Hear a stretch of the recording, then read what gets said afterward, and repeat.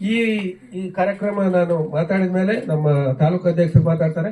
ಅದಾದ ನಂತರ ತಮ್ಮ ಯಾವ್ದಾದ್ರು ಯಾರಿಗಾದ್ರೂ ಇಲ್ಲಿ ಆ ಒಂದು ಯೋಜನೆಗಳು ತಲುಪಿಲ್ಲದೆ ಇದ್ದವ್ರು ಇದ್ರೆ ಅವುಗಳನ್ನು ಅರ್ಜಿ ಕೊಟ್ರೆ ಇಲ್ಲಿ ಸ್ಥಳದಲ್ಲೇ ಪರಿಶೀಲನೆ ಮಾಡಿ ಇಲ್ಲೇ ಸಾಧ್ಯ ಆದ್ರೆ ಯುವ ಮೇಡಮ್ನವರಿಗೆ ಹೇಳಿ ಅದನ್ನ ಒಂದು ಆ ಒಂದು ಸಮಸ್ಯೆಯನ್ನ ಬಗೆಹರಿಸಕ್ಕೆ ಪ್ರಯತ್ನ ಮಾಡ್ತೀವಿ.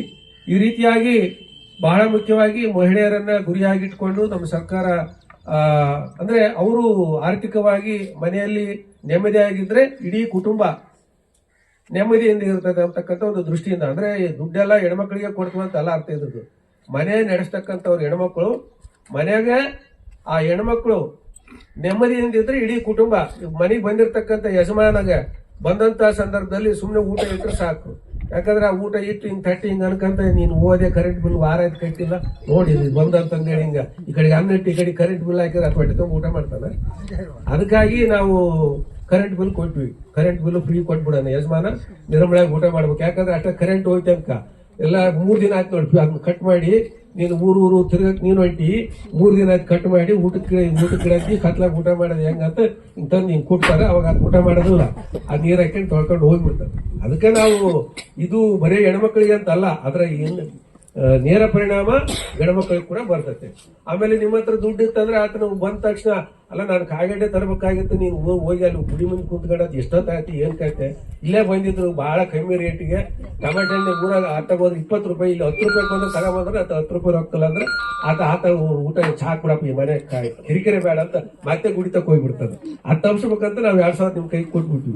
ಯಾಕಂದ್ರೆ ಅದ್ ಬಂದ್ರೆ ನಿರ್ಮಲ ನಾವು ಜನ ಕೆಲವ್ರು ಮಾತಾಡ್ತಾರ, ಏನಪ್ಪ ಬರೀ ಹೆಣ್ಮಕ್ಳಿಗೆ ಕೊಟ್ಬಿಡ್ರಿ ನೀವು ರೊಕ್ಕ ಅಂದ್ರೆ, ಹೆಣ್ಮಕ್ಳಿಗೆ ದುಡ್ಡು ಕೊಟ್ರಿ ಅಂದ್ರೆ ಗಂಡ್ಮಕ್ಳು ನೆಮ್ಮದಿಯಿಂದ ಇದಾರ. ನೀವು ಮನೆಗೆ ಹೋದ್ರೆ ಅವ್ರು 10 ರೂಪಾಯಿ ಕೇಳಲ್ಲ, 20 ರೂಪಾಯಿ ಕೇಳಲ್ಲ.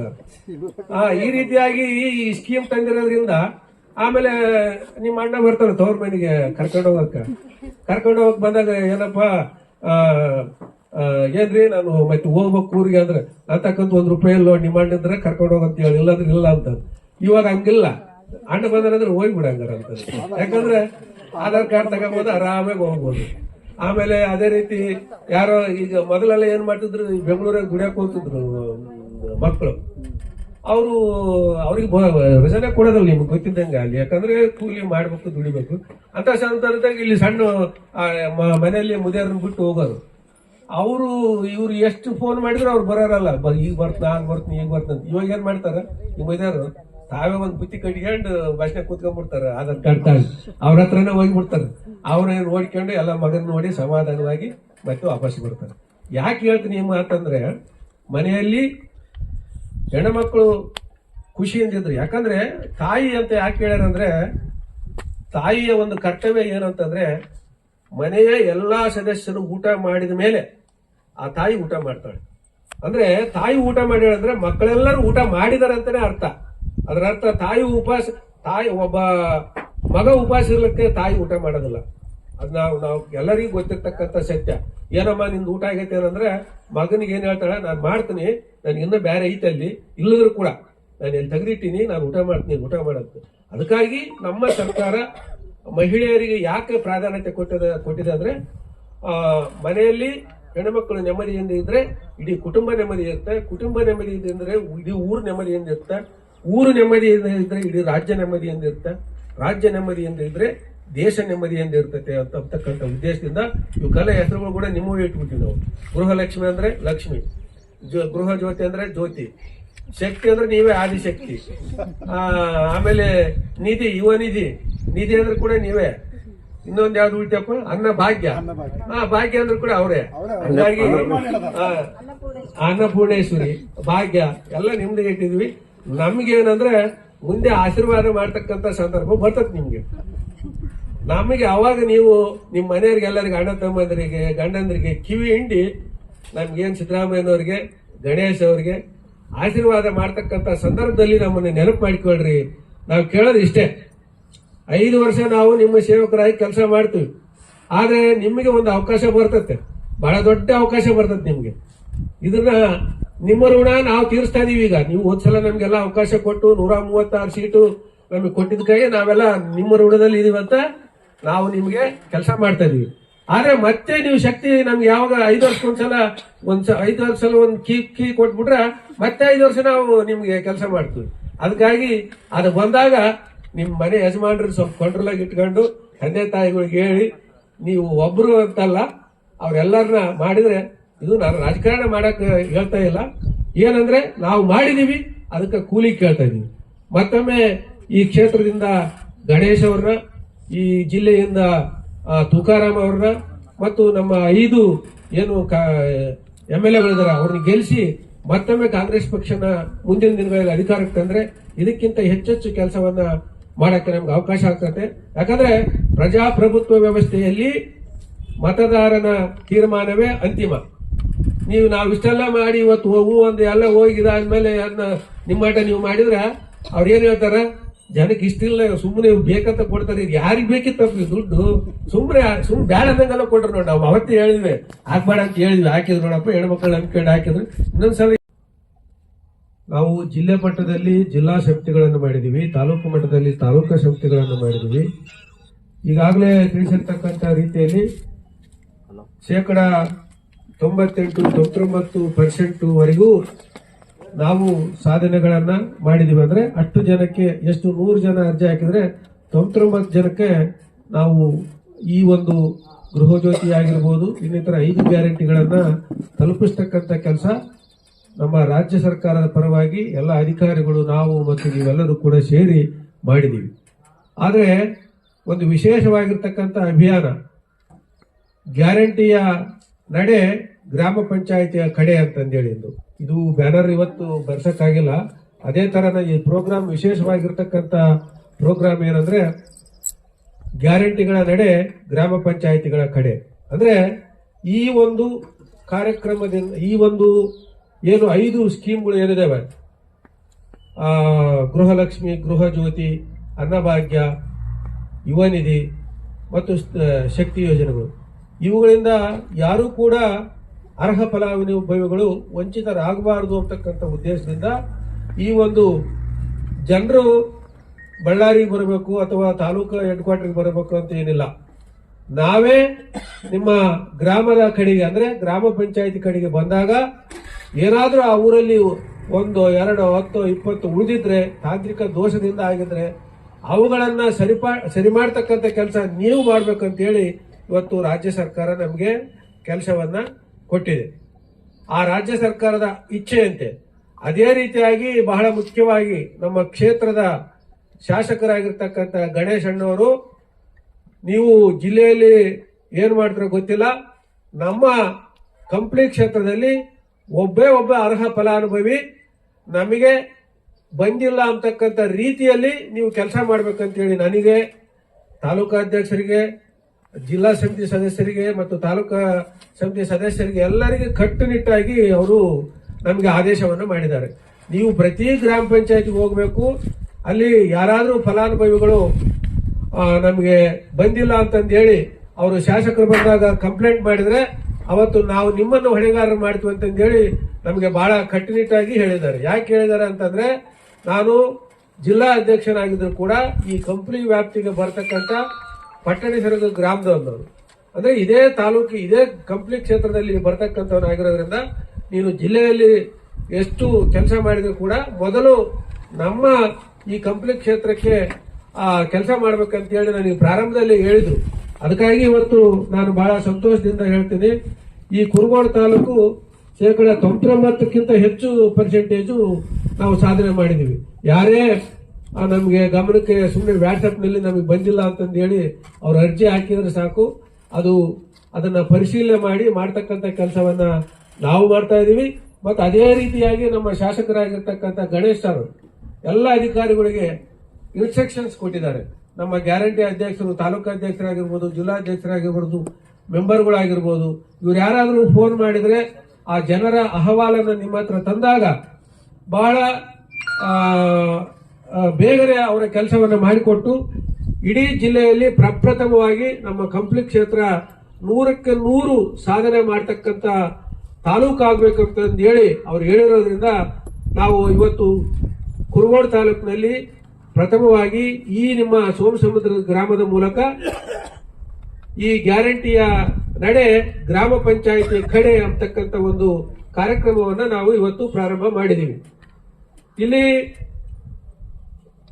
ನಮ್ಮ ಏನು ಗ್ಯಾರಂಟಿ ಸಮಿತಿಯ ಸದಸ್ಯರು, ಅಧ್ಯಕ್ಷರು ಅವರೆಲ್ಲರ ಜೊತೆಗೆ ಇದು ಒಂದು ಸರ್ಕಾರದ ಕಾರ್ಯಕ್ರಮ ಆಗಿರೋದ್ರಿಂದ ಗ್ರಾಮ ಪಂಚಾಯತಿ ಅಧ್ಯಕ್ಷರು, ಉಪಾಧ್ಯಕ್ಷರು, ಸದಸ್ಯರು ಮತ್ತು ಗ್ರಾಮದ ಎಲ್ಲ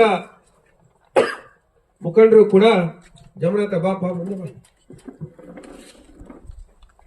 ಈ ರೀತಿಯಾಗಿ ಎಲ್ಲರ ಕೆಲಸ ಆಗಿರೋದ್ರಿಂದ ಮತ್ತೆ ಸಂಘ ಸಂಸ್ಥೆಯರು ಎಲ್ಲರೂ ಕೂಡ ಈ ಒಂದು ಸರ್ಕಾರ ಯೋಜನೆ 100ಕ್ಕೆ 100 ತಲುಪತಕ್ಕಂತ ನಿಟ್ಟಿನಲ್ಲಿ ತಾವೆಲ್ಲರೂ ಕೂಡ ಕೆಲಸ ಮಾಡಬೇಕು. ಆಮೇಲೆ ನಮ್ಮ ಈ ಕಾರ್ಯಕ್ರಮ ಯಾವುದೇ ಒಂದು ಪಕ್ಷ, ಜಾತಿ, ಧರ್ಮ ಇದಕ್ಕೆ ಸೀಮಿತ ಆಗಿಲ್ಲ. ಎಲ್ಲಾ ಪಕ್ಷದವರಿಗೂ ನಮ್ಮ ಕಾರ್ಯಕ್ರಮ ಕೊಡಬೇಕು, ಎಲ್ಲಾ ಜಾತಿಯವರಿಗೂ ನಮ್ಮ ಕಾರ್ಯಕ್ರಮ ಕೊಡಬೇಕು, ಎಲ್ಲಾ ಧರ್ಮದವರಿಗೂ ನಮ್ಮ ಕಾರ್ಯಕ್ರಮ ಕೊಡಬೇಕು. ಹಂಗಾಗಿ ಈ ಒಂದು ಕಾರ್ಯಕ್ರಮ ಇಡೀ ಈಗಾಗಲೇ ನಮ್ಮ PDO ಸಾಹೇಬರು ಹೇಳಿದ್ರು, ಇಡೀ ದೇಶದಲ್ಲಿ ಅತ್ಯಂತ ಮಾದರಿಯಾಗಿರ್ತಕ್ಕಂಥ ಕಾರ್ಯಕ್ರಮ. ಅನೇಕ ಬೆಲೆಗಳು ಇವತ್ತು ಏರ್ತಾ ಇದ್ವು. ಅಂದ್ರೆ ಸಿಲಿಂಡರ್ ಬೆಲೆ ಏರ್ತಾ ಇತ್ತು. ಆಮೇಲೆ ರೈತರಿಗೆ ಯಾವ್ದಾದ್ರು ವೆಹಿಕಲ್ ತಗೊಂಡು ಹೊಲಕ್ಕೆ ಹೋಗ್ಬೇಕಾದ್ರೆ ಪೆಟ್ರೋಲ್ ಬೆಲೆ ಜಾಸ್ತಿ, ಡೀಸೆಲ್ ಬೆಲೆ ಜಾಸ್ತಿ, ಒಟ್ಟು ಗೃಹ ಬಳಕೆ ವಸ್ತುಗಳು ವಿಪರೀತ ಆಗಿತ್ತು. ಅದರಿಂದ ಮಹಿಳೆಯರ ಮೇಲೆ ಮನೆ ನಡೆಸ್ತಕ್ಕಂಥದ್ದು ಬಹಳ ಒತ್ತಡದ ಪರಿಸ್ಥಿತಿಯಲ್ಲಿದ್ರು. ಅಂತ ಸಂದರ್ಭದಲ್ಲಿ ಅವ್ರಿಗೆ ಸ್ವಲ್ಪ ಆದ್ರೂ ಅಂದ್ರೆ ಅವರ ಸಂಪೂರ್ಣ ಭಾರವನ್ನ ಯಾರು ಕೂಡ ಹೊರಕ್ಕಾಗೋದಿಲ್ಲ. ಅಂದ್ರೆ ಮನೆಯಲ್ಲಿ ಯಾರಾದ್ರೂ ಒಬ್ರು ಹಿರಿಯರಿಗೆ ಆರೋಗ್ಯ ಸರಿ ಇಲ್ಲದಂತ ಸಂದರ್ಭದಲ್ಲಿ ಅಥವಾ ಇನ್ನೇನಾದ್ರೂ ಎಮರ್ಜೆನ್ಸಿ ಇದ್ದಂತ ಸಂದರ್ಭದಲ್ಲಿ ಅವ್ರ ಕೈಯಲ್ಲಿ ಒಂದು 2,000 ದುಡ್ಡಿದ್ರೆ ಮತ್ತು ಉಚಿತವಾಗಿರ್ತಕ್ಕಂಥ ಬಸ್ಸಿನ ವ್ಯವಸ್ಥೆ ಇದ್ರೆ ಅವ್ರು ಹೋಗಿ ತಮ್ಮ ಆರೋಗ್ಯ ತಪಾಸಣೆ ಮಾಡಿಸಿಕೊಂಡು ಬರ್ತಕ್ಕಂಥ ಒಂದು ಕೆಲಸ ಆಗ್ತದೆ.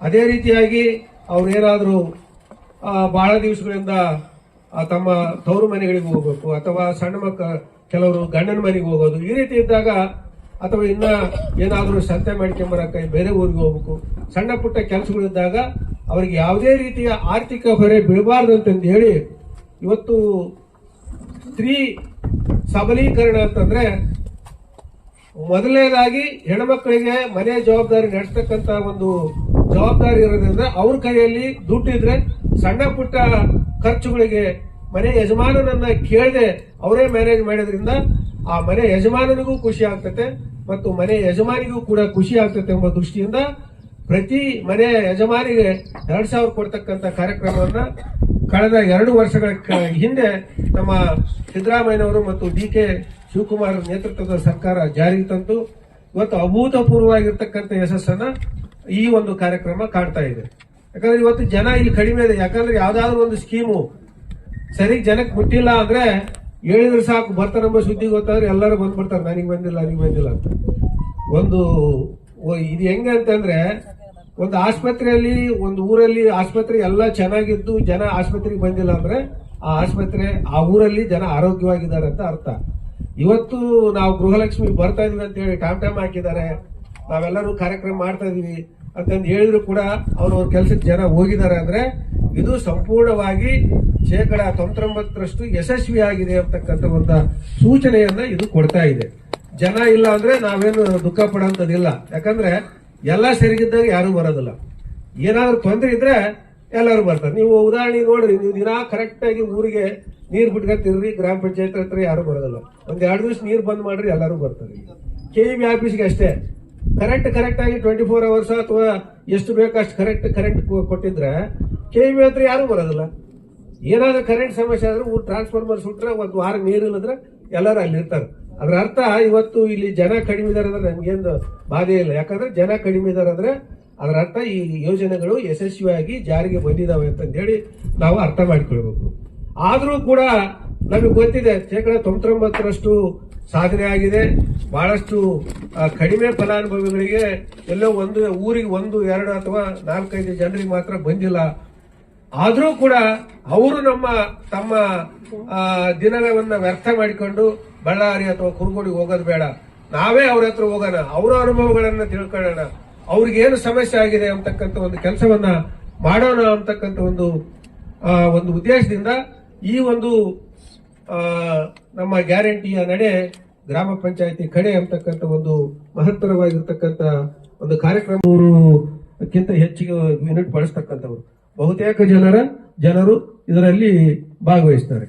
ಇಲ್ಲಿ ಈ ಒಂದು 5 ಕಾರ್ಯಕ್ರಮಗಳ ಬಗ್ಗೆ ನಾವು ಅಂದ್ರೆ ಇದರ ಪ್ರಗತಿ ಪರಿಶೀಲನೆ ಮಾಡ್ತಕ್ಕಂಥ ಸಂದರ್ಭದಲ್ಲಿ ಮುಖ್ಯವಾಗಿ ನಾವು ಪ್ರಗತಿ ಪರಿಶೀಲನೆ ಮಾಡಬೇಕಾಗಿರೋದು ಗೃಹಲಕ್ಷ್ಮಿ ಮತ್ತು ಅನ್ನಭಾಗ್ಯದ್ದು ಮಾತ್ರ.